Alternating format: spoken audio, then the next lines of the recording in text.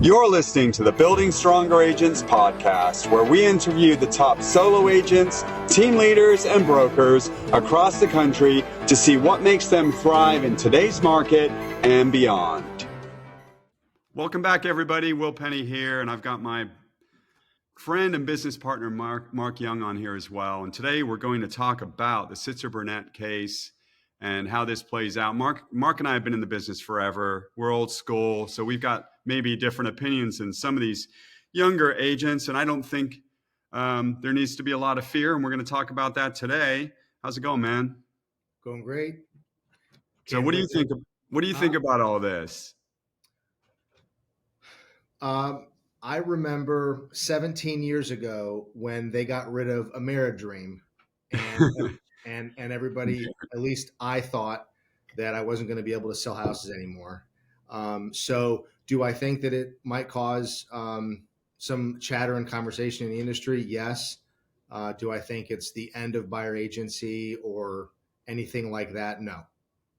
So I've got some really strong opinions because I've been doing this, for 35 years. You've been doing it 17. And at the end of the day, we're going to talk about the case a bit. I actually found the questions, the 4 questions that the jury had to answer. So we'll go through those in a minute. But at the end of the day, I was looking through some statistics. Last year, 89% of home buyers used a realtor. So that means only 11% didn't. 89% did. That was actually up from 86% the year before. So during the busiest market we've ever seen, where it would have been easier probably to call the listing agent directly, if you want to get one of your offer out of 18 other offers accepted, we still had more buyer representation transactions. And that's during a really busy seller market. So if the market corrects, we're like during that, remember in 2009, like when things fell apart, did you find more buyers reaching out to you or less? I mean, what did it look like for you back then? In 2009? Yeah, like when the market fell apart and we had a big housing crash, the Great Recession, did you find that buyers and sellers were more apt in a market like that? Were they more apt or less to call you?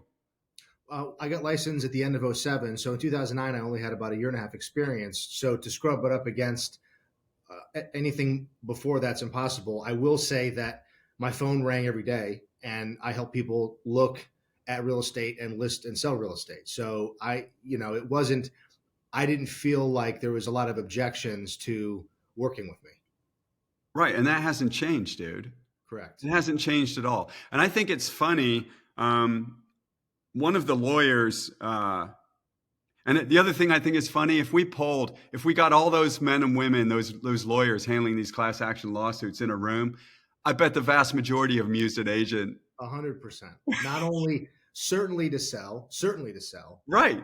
And they don't have time to go and handle the minutia on the buy side. So right. You know that they hired somebody. They can say anything they want, trying to drag the NAR down and put us in our place. But let's get into this. So for those who don't know, the Rip Van Winkle real estate agents who've been living under a rock for the last month that don't know about the Sitzer-Burnett case, basically on October 31st, a jury found the NAR, Keller Williams, and Anywhere. By the way, Anywhere, they're the parent company of Century 21, Coldwell Banker, ERA, Better Homes and Gardens, Corcoran, and Sotheby's International. And there may be a couple of others in there, but those are their main brands.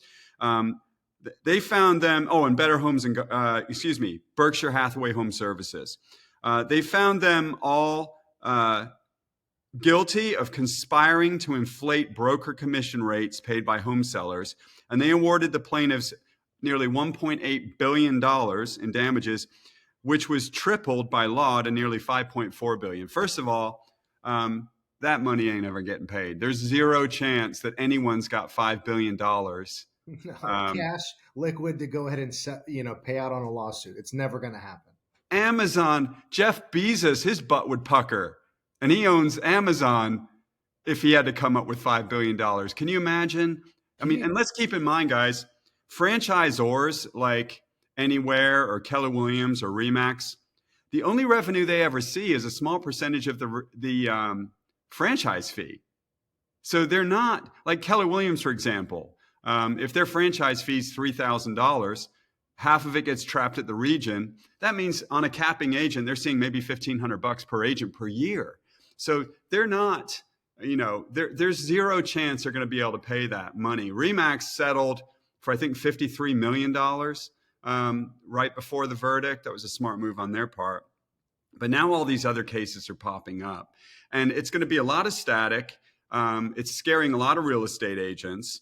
But at the end of the day, we're going to talk about what changes. But let's take a quick look at the questions that the jury had to ask. Will, one second. I just for commentary and fodder. Yeah. The verdict was found, or the guilty verdict was found that realtors were, what was the word? Conspiring to inflate fees paid by sellers. So and I would say this both on the record, off the record, and under oath. In 17 years, over 1,200 transactions, I don't know what conspiring to inflate the real estate commission even means. It sounds like something out of Harry Potter, because if you think about it, it only took the jury 2.5 hours to come up with a verdict. Well, and when I read that, I wanted to hit the button like in Star Trek and like teleport into that room, right? And say, okay, wait, didn't you say this? Yeah. Before you make your decision, I want to know, as someone who has paid my bills, I don't have a part-time job, I've only sold real estate.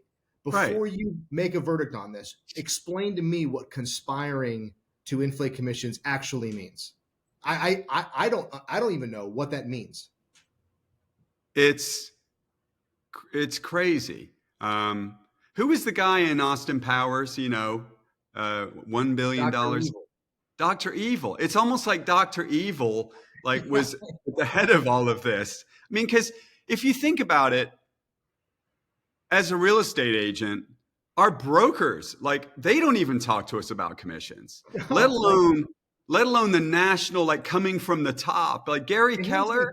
And here's something else. This is why, and I didn't think that I was going to get this worked up when you and I had a conversation about talking about this. But yeah, if you're at a listing appointment, mm-hmm. What's one of the first 2 or 3 questions that the property owner will ask you about, not necessarily yourself, but your services? What's it, if not the first? What's certainly one of the first few questions that they're going to ask you? How much are you going to charge me?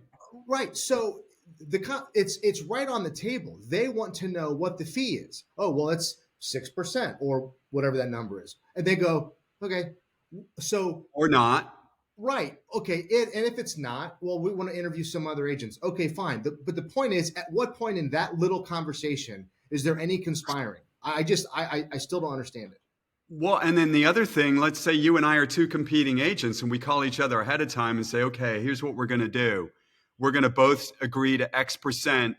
We're going to not argue on fees. You and I are going to charge the same amount, and we're just going to negotiate on looks and what we can offer the seller, but we're both going to hold up our end, and we're not going to cave on fees. I don't think that's ever, maybe it's happened once or twice, but certainly hasn't happened in our market. And there's been discounting. There's been brokers that will put your house on the MLS for $400 for decades. Yeah. At least 2 decades. Since the internet's been around, there was a broker in Northeast Ohio before the housing crash, Winona Stout. She owned, or she was the broker at least, of Next Home. They would sell any house for $999 plus a co-broke fee. And there's less expensive options than that now. So during that whole interview process, even when people reach out to me and they say, hey, we'd like to sell our house, I would still say at least 50% of them say, oh, we're talking to other agents. So during that interview process where they talk to 3 or 4 agents, maybe they have access to this thing called the Google, and they go on and they see some internet, brokers that will charge $399 to list their house. In what part of that process can they now come back after they shake down 3 agents? They look on the internet, they talk to their friends, they agree to a commission on a listing agreement, and then suddenly at what part was there any sort of coercion or conspiracy going on there? Yeah. They agreed to it. And then at the end, they give you a 5-star review. I mean, I know. yeah, the fees are what the fee. I still think that it's completely consumer driven. The plaintiff's attorneys were saying they were bringing up like England and Australia specifically, and how in Australia they're a first world country with a housing market and a legal department. They're saying that there's no MLS there, and that buyers are customers, and that they call a listing agent and buy a house. And in England, where I'm from originally, they have exclusive agency, which is you hire me to sell your house, and if I bring you a buyer, I get paid 1 or 2%. But if somebody else brings you a buyer, basically it's a race to whoever brings you a buyer first. That's in England. Now in Scotland they have an MLS, but not in England. So, but to compare it to, I mean, there's some countries where they don't have running water too. In England they still turn on the water heater before you have a shower. In the United States, we have different expectations, and consumer behavior is different. Gas or petrol's $10 a gallon or in England, so people don't drive around in big cars. That ain't stopping anybody in the United States. They're going to drive what they want, when they want. They're going to hire who they want.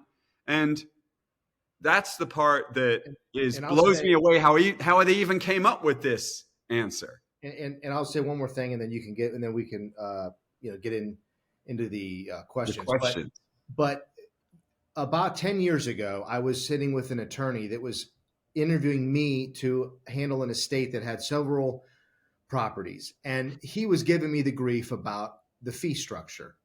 And in Ohio, I can't speak for any other state, but in Ohio, there's only two, and correct me if I'm wrong, Will, but I think that there's only two people or entities, if you will, that are legally allowed to sell real estate. And that's licensed real estate agents and attorneys. Okay. Right. And attorneys generally hire real estate agents because of the service that we provide. So in that conversation, he was giving me the grief about the commission and wanting to negotiate it, and really was saying, how essentially you're not worth the time. And I said, here's the deal.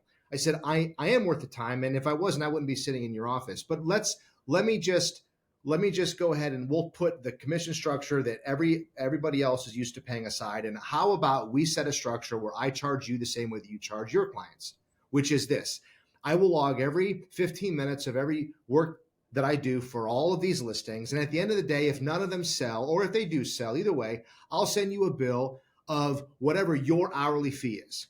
And he said to me, you know what? I like your commission structure better. Because it works. We're incentivized, we're motivated to sell it.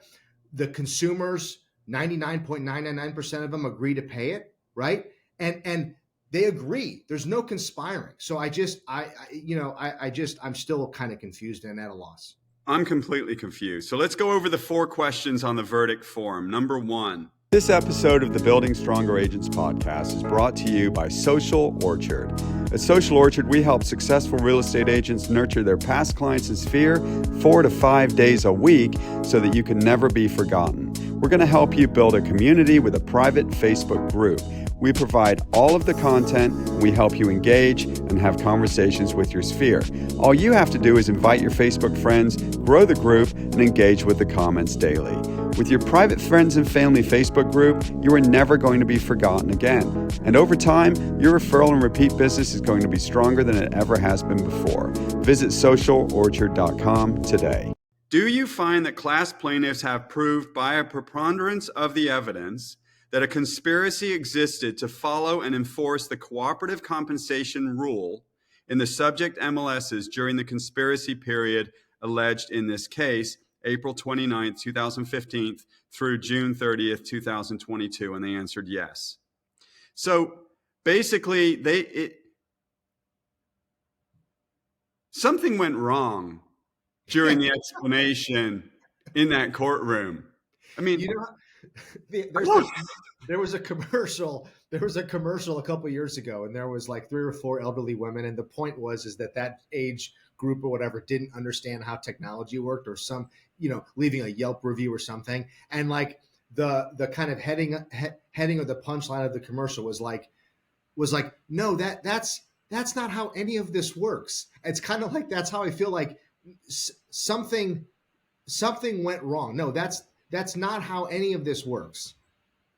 so I called the president of our MLS the other day, and I was asking him, I said, because our MLS, now MLS in Ohio, which Ohio has a lot of people. That's why it's a swing state, almost 12 million people. And God knows how many real estate agents. I think there's 40,000 in the whole state. And let's say that 20,000 of them belong to now MLS. Okay. Do you know what the minimum required commission on a co-broke transaction is in the MLS, and for how long that's been in place? $1. It's $1. And it's been in place since 1998. And the reason it went in place, it was because the MLS, they were trying to get auctioneers on board. And they sometimes deal in dollars instead of percentages. So they agreed to make it $1. They have since quietly changed it to $0. So as a listing agent, you can put $0 in as a co-broke fee. So, but $1, let's say that you're mandating $1. Is it the whole idea of forcing a seller to pay regardless of the amount? Is that the concern? Because it's $1. But when was the last time you saw $1? Like, my whole thing is it's consumer driven, because it's spelled out in our listing agreement and many listing agreements how much you're going to get and how much the seller's going to get. So, or how much the buyer agent's going to get. So question number 2, do you find that the conspiracy set forth in question 1 had the purpose or effect of raising, inflating, or stabilizing broker commission rates paid by home sellers? Yes. So by offering a co-broke fee, they're suggesting that real estate agents in general, because they're saying it's a conspiracy, so that means there has to have been some hand-holding, like some banding together. The reason we offer this co-broke fee is to keep real estate commissions inflated in general, right? I know, because you and I have talked about this recently. In our MLS this year, last year, I've seen some agents offering 1%, 1.5%. So in terms of having this standard, I see co-broke fees all over the place now. There's graduated commission fees, up to 400,000, up to 100,000, up to 500,000, whatever, and then it drops dramatically after that. There's clearly no standard, right? Because you and I have talked about it before. I was just at what we would consider here in Northeast Ohio a luxury listing appointment the other day, and the seller asked me about the co-broke, and right after she didn't know it was called a co-broke. Basically, she said, so how does this work when we pay the other side? And this was after a conversation about trying to whittle down the listing side of the fee, right? And which is fine. So the reason I say that is her mindset was in a negotiating mindset. And she said, but what I want to make sure is that I want to make sure that the other agents have an incentive to show my house and sell it. So what does that look like? And in the comparable sales, I had the agent summary, and I just happened to have 3 or 4 out, and of the 3 were completely different structures. Right. They're all different amounts. So I agree with you. Question number 3, which of the following corporations or entities do you find knowingly and voluntarily joined the conspiracy set forth in question 1 with the purpose of furthering its goals? National Association of Realtors, yes. Home Services of America, yes. BHH Affiliates, which is Berkshire Hathaway, yes. HSF Affiliates, yes. Keller Williams Realty, yes. Anywhere Real Estate, yes. And RE/MAX, yes. So they suggested that every one of those national franchisors co- coerced, or what's the word? I'm losing my mind here. That there was backroom dealings, and we were conspiring to inflate or to keep an already inflated. If we're going to kind of get into the Right. head of fees, and it's like Wizard of Oz, like behind the curtain, this happened, and then Right. it all went out to the public somehow. And even as somebody on the inside, and you and I sell, houses at a pretty high level, I've never ever had that. That's why, like, I wish somebody would call you or I and say, would you mind, just having a conversation about this, because I don't understand it. So finally, question 4. There was only 4 questions. Do you find that the conspiracy set forth in question 1 caused the class plaintiffs to pay more for real estate brokerage services when selling their homes than they would have paid absent that conspiracy? Yes. So basically, if you peel this onion back, and I think there needs to be some changes, first of all. Okay, so that's fine. But what I'm saying is, if you peel this back, when you have a homeowner who has the internet and they have friends who have sold their homes before, and they have access to dozens, if not hundreds of different brokerages that provide all levels of services. We've got, we both have a friend who charges a flat fee, service. He's got his own brokerage and he sells homes, but he's not getting a whole bunch of listings because of that lower fee. We have Redfin in our marketplace, which offers a 1% listing fee and then a reduced co-broke fee. They have a small market share in our marketplace. So if they're suggesting that it's not consumer driven, that they're just being forced to pay a higher amount, then that's the part that I'm just finding to be completely bonkers. And so those are the 4 questions. It would be like if an auto dealer or an auto manufacturer manufactured 8 different kinds of cars. They were all on the lot, all different value adds and price points, because ultimately, of the 40,000 agents or whatever there is, let's say there is in Ohio, there's all different kinds of structures that the agents could use, as we've already discussed. So that would be like there being a lawsuit over 1 or 2 of the cars who either didn't sell a lot, and ones that maybe sold a lot because they had, for whatever reason that was. And then there being a lawsuit saying that the auto manufacturer conspired to somehow make the public either buy or not buy one of the vehicles on the open lot. I mean, the customer walks in and here's the options. At that particular dealership. Right. And they could go to another dealership. So Tracy Casper, who's the president of the NAR, now that's a voluntary position, I believe. I don't think it's paid. She's also a realtor. She quoted, "We do believe that we have a very strong basis for a complete reversal of the jury's verdict as well as damages awarded. We anticipate over the next coming months that we will file post-trial motions. NAR will ask the court basically to undo the jury verdict, arguing that no reasonable jury could have come to the conclusion that it reached based on the evidence and testimony that occurred. We will also argue and ask for a new trial. If we are unsuccessful in those motions, then we will be able to advance our appeal to the 8th Circuit." So that's what they're saying. Michael Ketchmark, have you seen that guy? Have you seen a photo of him? No. He literally, like, if you asked someone to, like, if you asked AI to paint or draw a picture of a attorney at that level, that's what they would paint. He's got this really forced grin. I bet he's really fun at parties. Craziness. So here's the thing that I will say to real estate agents. It's really important. This is all going to boil down to disclosure. I don't see how in the United States of America, even if the NAR has zero success in flipping this over. Because of these statistics that I said, the vast majority of buyers still use a real estate agent. This is according to Housing Wire.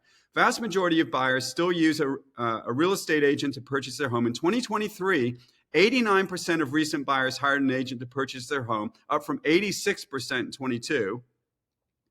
Meanwhile, 89% of home sellers also work with an agent to sell their property, up from 86% over the same period. So if you've got, we're not talking about 50%. No, and we're talking about, because you said that was 23 over 22, correct? Yeah.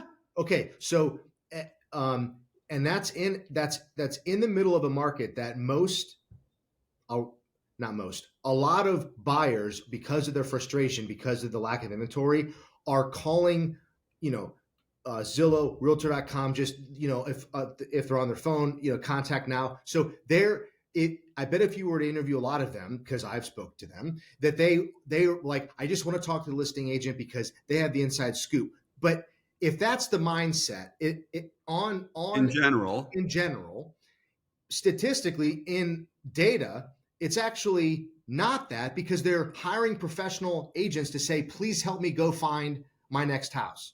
Here's the other thing that's mind-blowing to me. I've had a major problem with real estate agents posting on Facebook for the last 3 years, complete knuckleheads. And they will post a picture of a house and say, congratulations to my seller. We put 123 Oak Street on the market. And in the first day, we had 26 offers and ended up selling the house for $100,000 over the list price. To me, all that's doing is sending a message to consumers, what the heck do we need to pay you for? Correct. If I can put my house on the market and get 26 offers, well, let's say I'll just put it on Zillow and get 2 offers, and you're going to sell it for $100,000 over list price. I'll sell it for list price. I'm still saving the commission. I don't need you. So that's like, I was fearful that people were going to get that message. The data says that despite that, 89% of sellers still use a real estate agent. Yeah. And I read another article that said that they started tracking on a national level for sale by owners in, I think, 1984. The number of for sale by owner transactions last year dipped below that. So in 1984, I think there's like 8%, because there's different levels of for sale by owners. Like you could sell the house to your son, your brother, your friend, your dad, whatever. But then there's arm's length transactions where you have to reach out and find an unknown buyer. And that's a little bit tougher, obviously. Or a neighbor reaches out to you that you know. But despite all of that, the number of for sale by owner transactions are lower. And we cannot control that. No. Because if you have an owner that wants to sell his own house or her own house, there's nothing you can do to change their mind. And the more you say, all it does is confirm that you're just a scumbag real estate agent trying to get, siphon their equity out of their pocket. So if that was the trend, that people want to be there, but they can't be because we are conspiring to uplift or uphold commissions in the United States, it's a free market. And the data shows that it's a free market. And in the United States, home buyers want a real estate agent, because I've been saying this for years. The process is bigger than the product. And I listened to a guy by the name of Mike Del Prete. He's a really big financial analyst, and he talks about the last mile problem. Okay. And the last mile problem comes from logistics. And basically, like in the world of logistics, it's very easy to get a product from the manufacturing facility to the warehouse. But the last mile problem is getting it from a distribution center to your house. Okay, that's the last mile problem. And that's the part that they are trying to make much more efficient. And Amazon's done a really good job of it. The last mile problem in real estate is once someone finds a house and they make a decision to buy it, the last mile problem is writing the offer, getting the financing, having the inspections, the whole process of buying that house, closing and getting the keys. That's the last mile problem. Technology hasn't affected that at all. The only thing that has changed, tell me if I'm wrong, is we can now sign things electronically. That's it. What other changes there been? Zillow's been around since 2009. The number for sale by owner, I mean, you can put your house on Zillow for free. You can go put your house on Zillow right now and advertise it absolutely for free. I've rented houses on Zillow. It's a great tool for that. But despite having access to Zillow, and Zillow's the main one because you can't put a for sale by owner on realtor.com, I don't think. But there's plenty of options for someone to list their house online if they choose. The last mile problem in our business is it's very emotional. People are scared. They're nervous. And then the other thing is the mortgage companies and banks. What has changed in your eye from the time that you got in the business to now in terms of the archaic way of putting a loan together on a house? What's changed, do you see? Other than there being a portal or some sort of access that the consumer have, upload like W-2s. Yeah. But has anything changed in terms of processing the loan, the appraisal, ordering title work, signing the final documents? Has anything changed at all? No. Do you see it changing? No, it may be streamlined because of technology in the sense that instead of maybe a phone call 15 years ago, now it's over an email because that's what people are used to. But other than that, the process is the same. Right. And why is that? Why are lenders not shortening the process? I don't know. It's because of risk. Well, right? Yeah, well, because if I'm loaning you money, we tried it before. Like when you got in the business, you were on the tail end of. You're talking not necessarily the process, but the from a logistics standpoint, but from the actual process of who you are, where you work, do you have a job, those sort of things. Calling your employer to verify your income. Exactly. Calling HR. If anything, logistically, it's gotten harder in the sense that there's more stop checks because of risk to make sure that in fact it's it's a grade A buyer per se. I had a deal blow up. We got it back together, thankfully, but it tried to blow up. The lender, one of the processors called her employer the day before closing to make sure that she was working and she had changed jobs. And that completely shit canned the deal. And then they had to go with another lender. I had another one where a human found out the day before that her ex-husband had a medical judgment collection, and that stopped the closing. So these lenders aren't interested in using technology to get humans out of the process, because if they're loaning 97% or 80% or 95% or 100%, they want to make sure that they don't miss any steps and they dot all their I's and cross their T's. And maybe AI will change some of that in the future. But again, they haven't even started that path, have they? No. Well, you and I were at a conference, and Mike, how do you say his last name? Del Prete.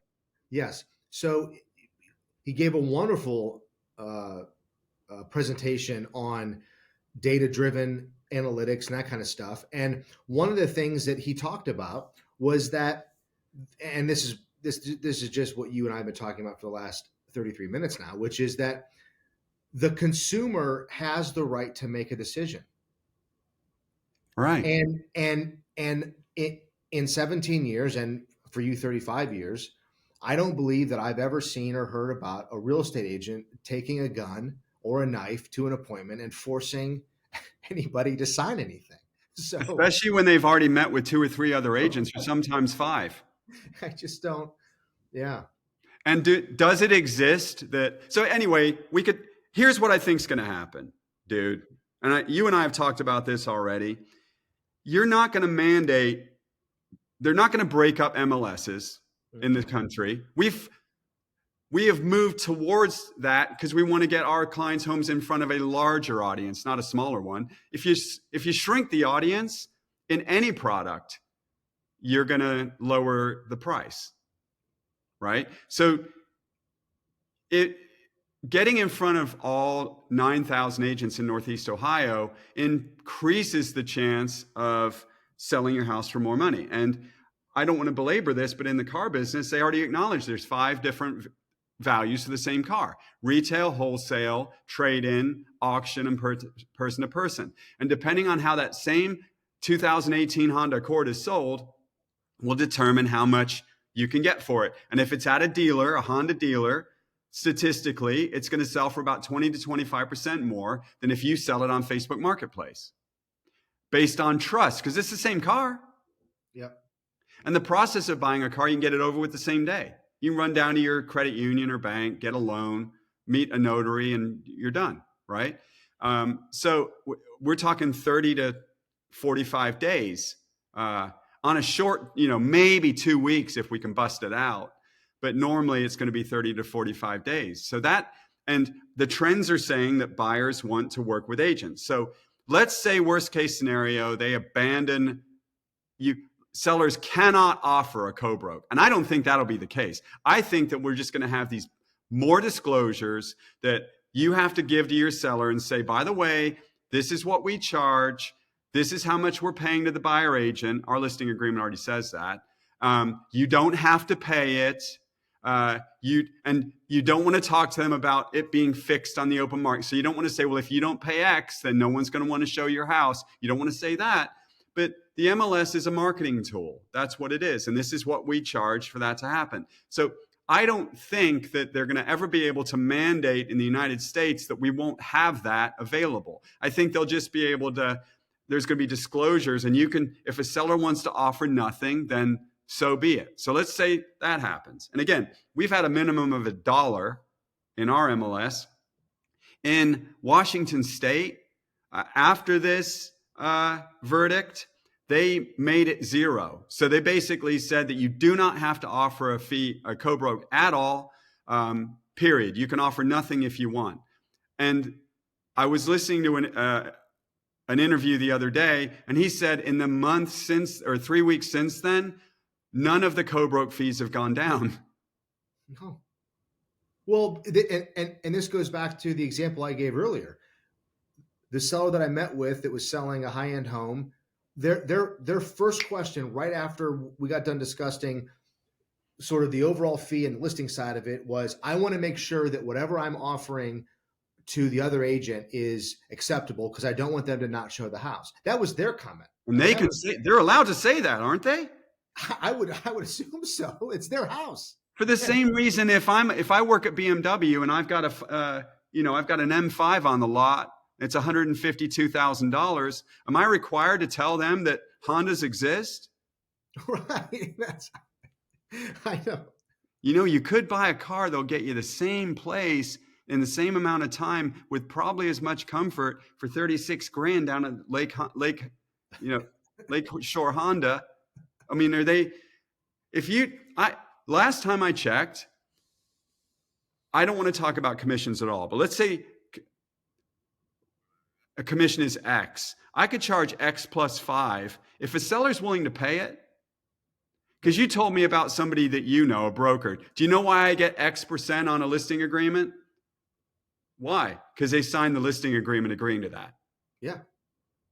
And if you've got a lucid adult, I'm not talking about somebody with dementia or Alzheimer's, somebody's at a disadvantage. I would never list their home in the first place. But if you've got a lucid person who's got access to the Google, and they agree to pay my fee, and I disclose to them that they don't have to pay a buyer agent fee, but these are the benefits to you, and you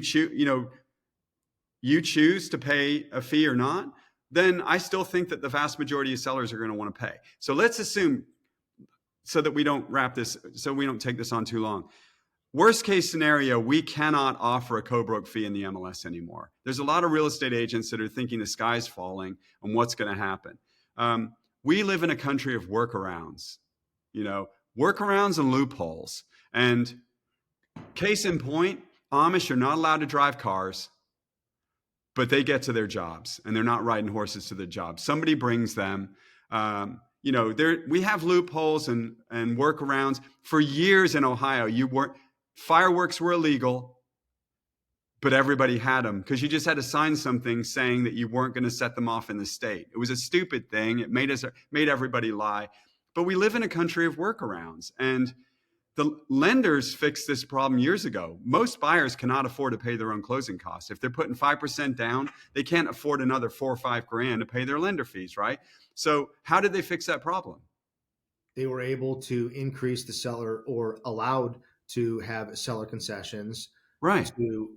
to cover those. And who came up with that? Lenders. Lenders did. Because they saw that 25 or 26% of the gross domestic product is housing sales. And if you make it so that people getting a VA loan, FHA loan, 3% down conventional, 10% down conventional, if they don't have the money to pay their lender and title fees and out-of-pocket expenses leading up to the closing, then that shuts that whole thing down, and it caves in the entire market. Because if you've got a $600,000 house, first-time home buyers can't buy a $150,000 or $200,000 house, and those people can't sell. And two more steps up, they can't buy your $600,000 house. So the whole thing gets rocked. Well, lenders came up with a seller-paid concession allowance. So the first thing I think, do you think it's reasonable that if we can't get a fee from the seller, like, I don't think that'll happen, but let's say worst case scenario, we cannot collect a fee from the seller anymore. Do you think that we'll be able to probably write it on the contract that the seller pays up to X% and then it's covered in lender closing cost concession? Yeah, it'll be some sort of wording where it's allowed in the contract, and I don't mean to get into it, but it's already there, at least in our market anyway. In our listing agreements, it talks about co-brokes and what we're doing. In our purchase agreements, there's spots about who's getting paid what. So I feel like it's a bit redundant, but yes, I think that it will be allowed as some label under the umbrella of seller concessions. Yeah. But ultimately, the seller in this example will still pay it however you want to word it. 34 years ago, when RE/MAX came to Northeast Ohio, I joined RE/MAX. They were number one in the United States then, and they were very disruptive. They came into our market, and there was a couple of big independents that banded together, and they said that they would only pay a RE/MAX agent. They had about 60 to 70% market share in Northeast Ohio, these two independents. And Smythe Kramer and Realty won because it was a public lawsuit, right? So Smythe Kramer and Realty One got together and they said, well, if you're a RE/MAX agent and you sell one of our listings, you're only going to get half of a normal co-broke fee, whatever that is, right? So if you were a RE/MAX, and their whole goal was to squash their agents leaving and going to RE/MAX by saying, hey, we got 60 to 70% market share. Like in Hudson, they had 80% market share back then.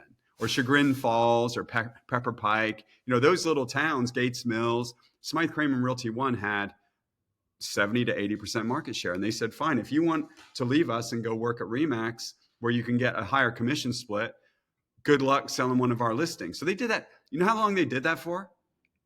6 years. Till Dave Liniger, the CEO of RE/MAX, came in and he said, I'll put you both out of business if you don't stop this. So what we did for 6 years, 34 years ago, we got the way we combated the offering in the MLS of half, whatever that was. It was just 50% of whatever was offered. Okay. And the MLS had to agree to it because it was like a blanket offering to RE/MAX agents if you sold one of those two listings or one of those two companies' listings. So basically what we would do is we would get the buyer to sign a representation agreement, say, that stated that they owe us this much, but we could negotiate for a seller paid fee. We would call up the listing agent and reject that. We didn't have email back then. So we'd call them up and I'd say, hey, Mark, I saw your listing on 123 Oak Street. I'm rejecting your offering of cooperation in the MLS. And if my buyer likes the house, I'll take it up between me and them. And you're like, okay.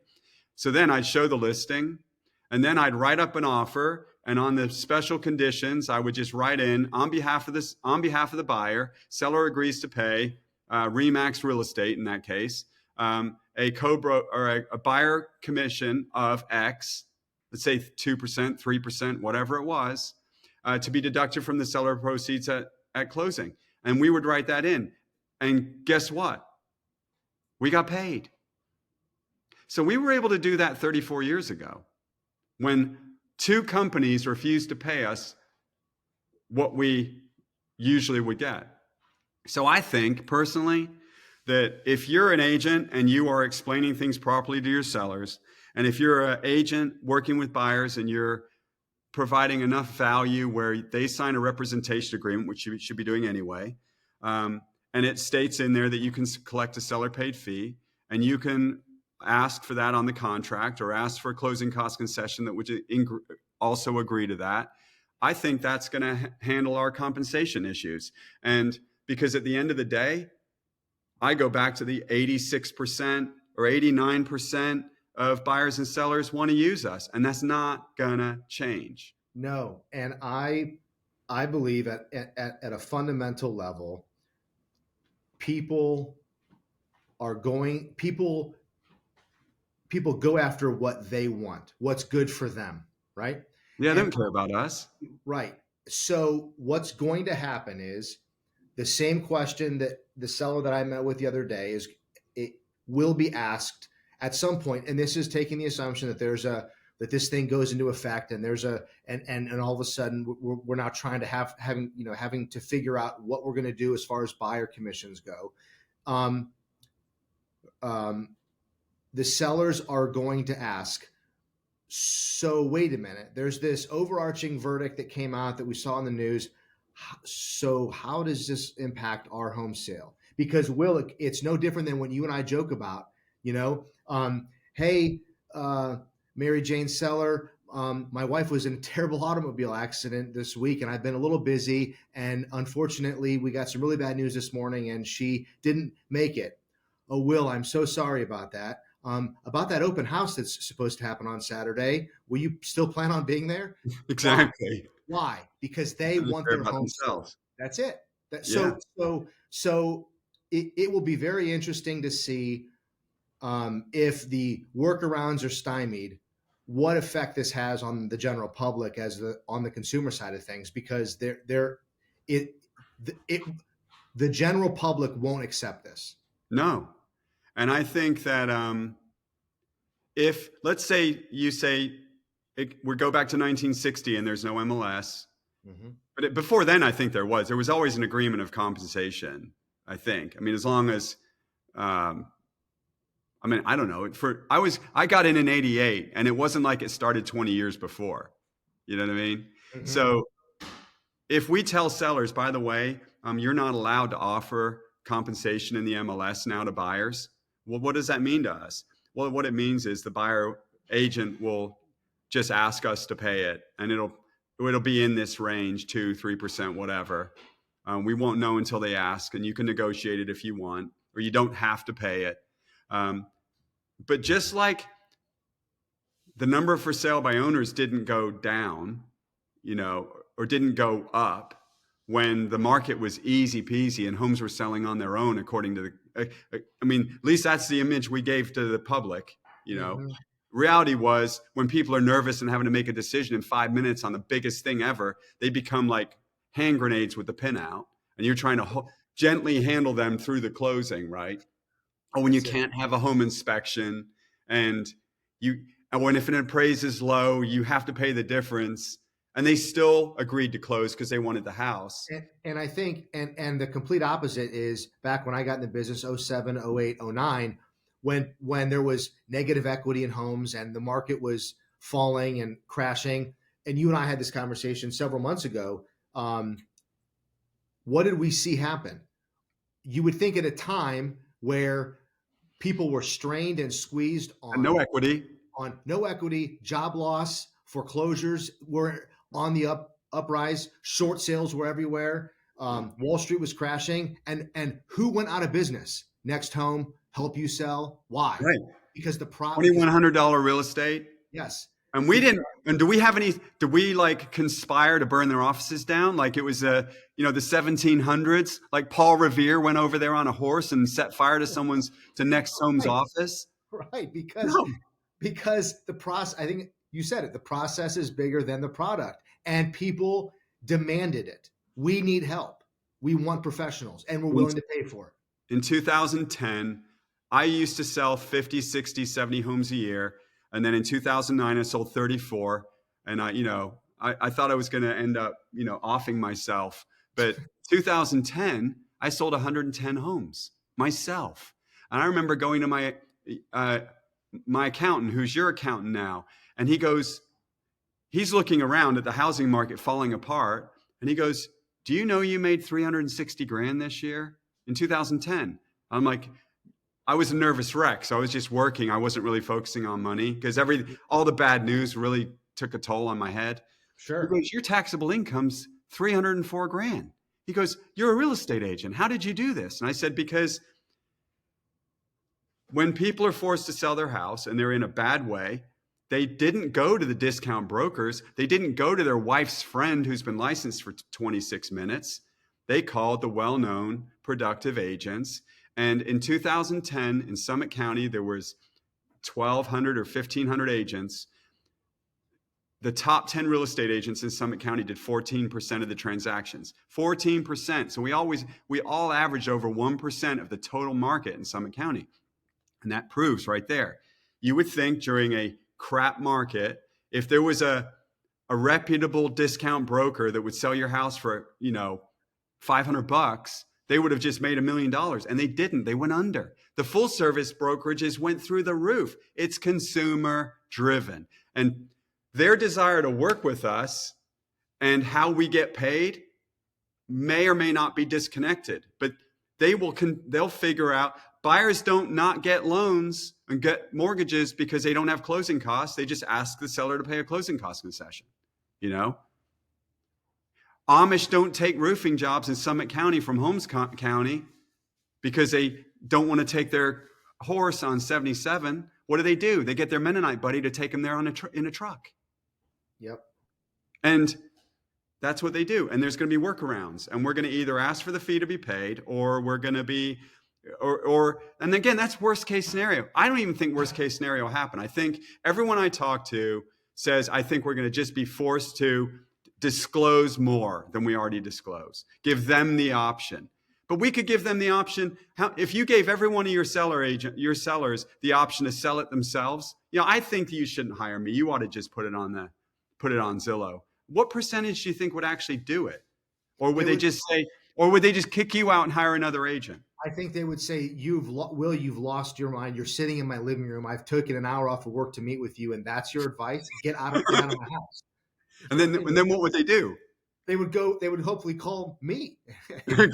Exactly. Right, exactly. You could so basically this whole thing is that. That's exactly what it is. Their consumer behavior in the United States, I've got 2 closings today and tomorrow.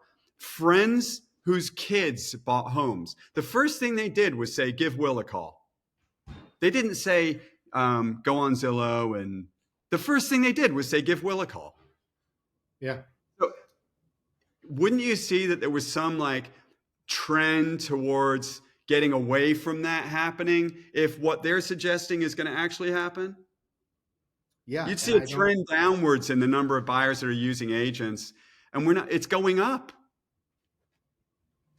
Anyway, I don't think anyone's got anything to worry about. You have any final words on what agents should be doing right now? Fourth quarter, go back to basics, because what you do now is going to impact the beginning of the first quarter next year. And I know that none of that has to do with anything that we just talked about for the last 53 minutes, but I think that's kind of the point. It is the point. You can let it get in your head and think the sky's falling, or you can think that the housing market is a recession-proof business. It happens with or without you.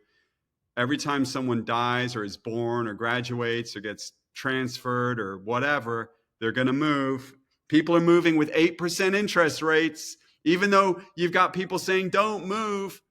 The number of transactions year over year, I looked yesterday, Summit County is down 5.7% in October.